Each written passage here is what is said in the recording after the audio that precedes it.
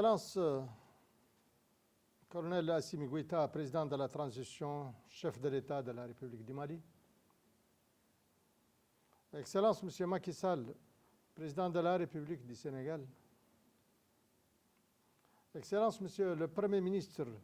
de la Guinée, de la République de Guinée, représentant le président du Comité national pour le rassemblement et pour le développement, président de la transition, chef de l'État, chef suprême des armées de la République de Guinée. Je tiens tout d'abord à vous adresser à tous, Excellences et chers frères,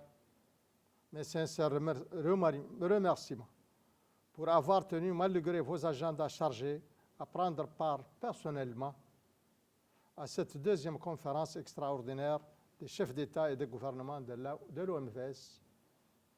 marquant ainsi la force de notre engagement commun au service de la réussite de notre organisation qui fait la fierté de nos peuples et qui est régulièrement citée comme modèle exemplaire de coopération sous-régionale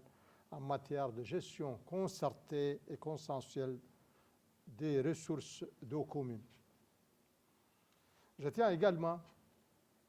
à saluer les efforts entrepris par la présidence du Conseil des ministres et le Haut Commissariat pour assurer la bonne organisation de la présente session. Excellences, Mesdames et Messieurs, comme toujours, chaque fois que nous sommes retrouvés ensemble pour trouver les moyens les plus à même de nous permettre de surmonter des défis auxquels faisait face notre organisation, nous avons su faire preuve d'innovation dans la conception de solutions efficaces et pérennes. Le retour aujourd'hui de la République sœur de Guinée à la participation active et au plein exercice de son rôle central dans le bon fonctionnement et la réussite de notre organisation en constitue une illustration réconfortante que nous saluons unanimement.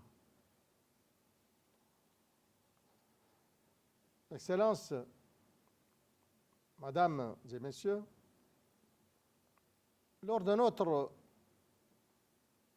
rencontre tenue en visioconférence le 17 juillet dernier,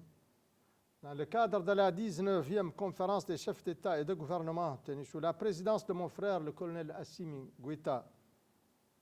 nous avions ensemble souligné la nécessité de redoubler d'efforts dans la mobilisation des financements nécessaires à la réalisation de nos projets structurants, comme le volet navigation, pilier marquant de notre organisation depuis sa création, la réalisation des aménagements hydroélectriques de Koukountamba et de Gourbassi notamment, le développement des réseaux de transport de l'énergie, l'accès à l'eau potable, le développement des activités de renforcement de la sécurité alimentaire et de la résilience au changement climatique. Conformément à cette orientation générale, nous avons tenu, tout au long de notre récente visite en République populaire de Chine, en fin juillet 2023, à apporter en votre nom et en notre qualité de président de la conférence des chefs d'État et de gouvernement de l'OMVS,